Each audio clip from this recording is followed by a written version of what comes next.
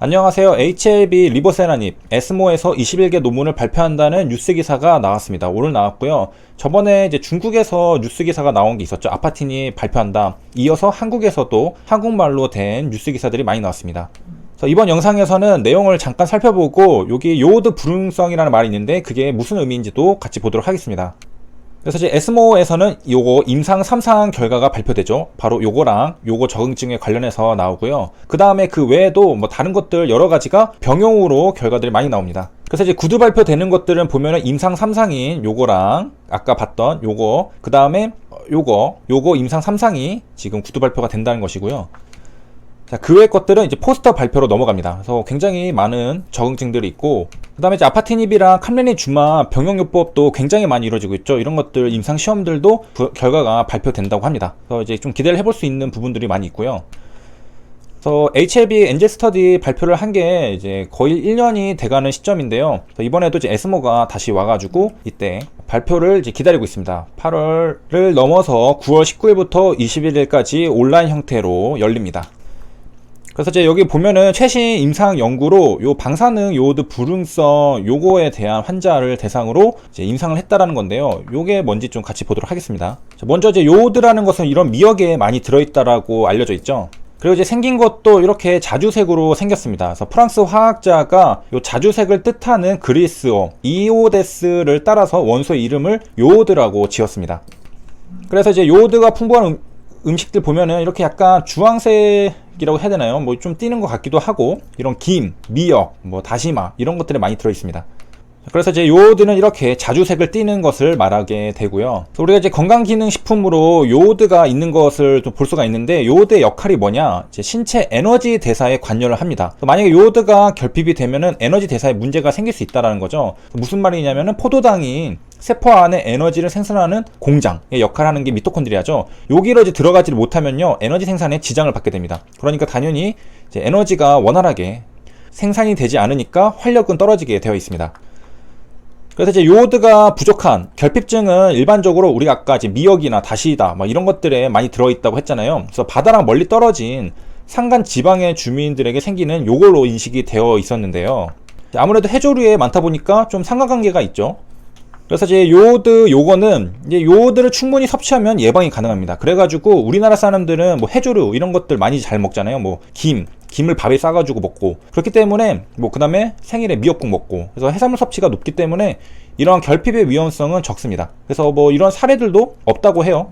요오드 또 재밌는 특징 중에 하나는 이 상온에서도 이제 요오드 분자가 고체로부터 탈출하는 것, 그러니까 고체에서 액체가 되는 게 아니라 바로 기체가 되는 이런 것들을 승화라고 하는데요. 그래가지고 고체에서 보라색 증기를 만드는 그런 현상들도 있습니다. 이걸 상온에서 일어난다는 거죠. 자, 그래서 이제 요오드에 대해서는 좀 친숙해졌을 거라고 생각을 하고요. 이제 정확히 이게 뭔지 보도록 하겠습니다.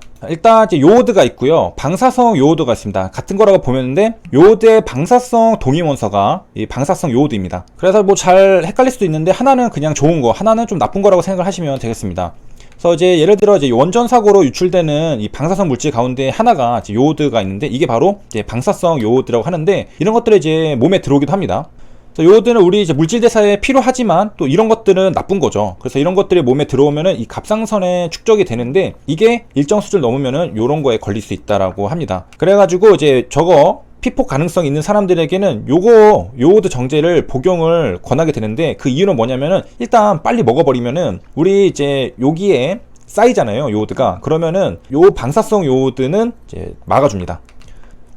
그러니까 이제 예를 들면 여기 빈 공간이 있습니다. 여기는 요오드가 들어갈 자리인데 내가 지금 방사성 요오드를 조금 먹은 것 같아요. 그러면은 급하게 다른 요오드, 안전한 요오드를 먹어버리면 이게 빨리 자리를 차지해버리면은 이 방사성 요오드가 들어오지 못하겠죠. 그래가지고 막을 수 있다, 그런 개념입니다. 이렇게 생각하면은 야, 이거는 우리 몸에 들이면 절대 안 되겠다 생각을 할 수가 있겠죠. 근데 옛말에 뭐 EJ라는 그런 말들이 있는데요, 나쁜 놈으로 나쁜 놈을 친다, 약간 그런 개념입니다. 그래서 이제 정상세포가 있을 때 이 방사성 요오드가 들어오면은 이 정상세포가 훼손이 되니까 문제가 되지만은, 우리가 이미 이거에 걸린 상태라면은 이 방사성 요오드가 와가지고 얘를 제거해주면은 아주 좋겠죠. 그래서 얘는 나쁜 놈이지만은 우리 몸에 이미 나쁜 놈이 있기 때문에 얘를 들어와가지고 얘를 제거하는 그런 작업이 바로 방사성 요오드 치료입니다. 그래가지고 요것들에서는 이제 방사선, 이제 베타선이 나오거든요. 그래서 이런 것들로 요런 조직, 요런 것들을 파괴시킵니다. 그래서 그런 방법으로 치료를 하는 게 이건데요. 이거 위험하지 않겠느냐라고 하면은 요 치료법은 70년 동안 사용해온 것으로 안정성이 입증되어 있다라고 합니다. 치료 방법은 일단 먼저 수술을 해서 조금 줄여내고요. 그 다음에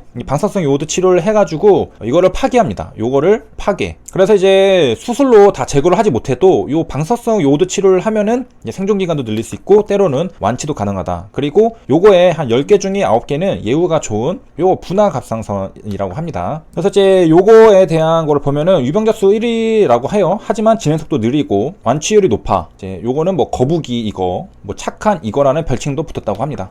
그래서 요거가 그 요오드를 축적하는 능력을 가지고 있거든요. 그래가지고 우리가 이제 이거를 먹어요. 먹으면은 얘가 축적하는 능력이 있으니까 얘를 받아들일 거 아니에요. 그래서 오케이 해서 받아들였는데 알고 보니까 얘가 나를 죽이러 온 애였네 하면서 이렇게 사라지게 되는 그런 방식으로 치료를 하는 겁니다. 자, 그래서 이제 정리를 하면은 얘가 이 요오드를 축적하는 능력을 가지고 있는데요. 그래서 요오드를 우리가 줍니다. 그런데 앞에 한마디가 붙죠. 이 방사능 요오드를 줍니다. 그럼 얘가 좋구나 하고서 받아들이죠. 그런데 알고 보니까 얘가 방사선을 방출해서 나를 죽이는 애였네 라는 그런 겁니다.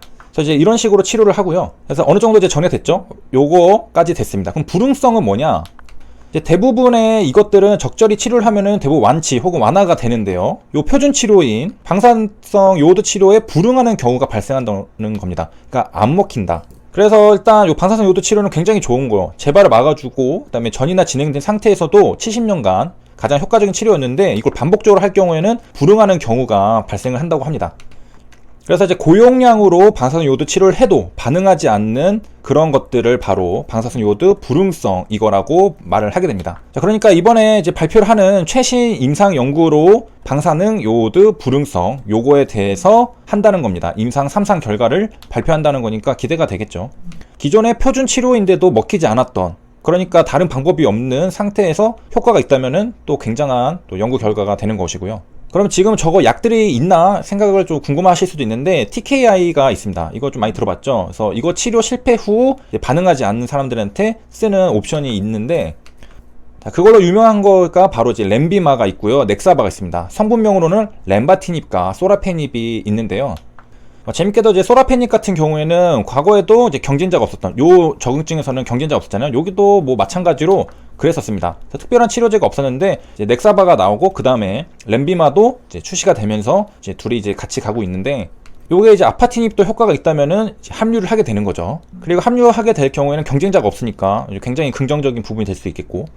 자, 그래서 정리를 하면은 HLB, 아파티닙, 리보세라닙이 에스모에서 21개 임상 논문을 발표한다는 것이고요. 이제 에스모 같은 경우에는 9월 19일부터 21일까지 온라인으로 열립니다. 그래서 연구 결과에 대해서 기대를 해볼 수 있는 그런 일정이 있고, 그 다음에 이제 최신 임상 연구로 방사능 요오드 불응성 요거에 대해서 임상 3상을 발표한다라는 것, 그리고 이거는 구두 발표된다는 것이고요. 그리고 이걸 요약하면은 얘를 치는데 방사선을 방출해가지고 공격을 하는데 이게 먹히지 않은 환자들을 대상으로 진행을 했다라는 것이고, 여기에는 지금 소라페닙이랑 렌비마가 있다라는 것입니다. 자, 여기까지 시청해주셔서 감사합니다.